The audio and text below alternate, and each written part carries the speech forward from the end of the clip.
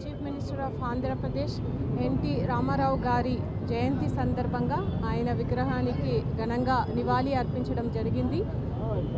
ఈ జయంతిని కూడా స్టేట్ ఫంక్షన్గా జరుపుకుంటున్నాము.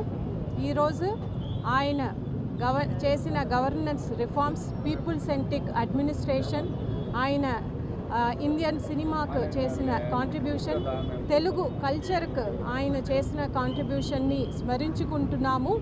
మనం ప్రతి ఒక్కరు కూడా ఆయన ఆంధ్ర రాష్ట్రానికి చేసిన కళల్ని మనం ముందుకు తీసుకువెళ్ళాలి. ఆంధ్ర రాష్ట్రాన్ని దేశవ్యాప్తంగా, ప్రపంచవ్యాప్తంగా మొదటి రాష్ట్రంగా నిలబెట్టడమే ఆయనకి మనం చేస్తున్న నిజమైన నివాళి.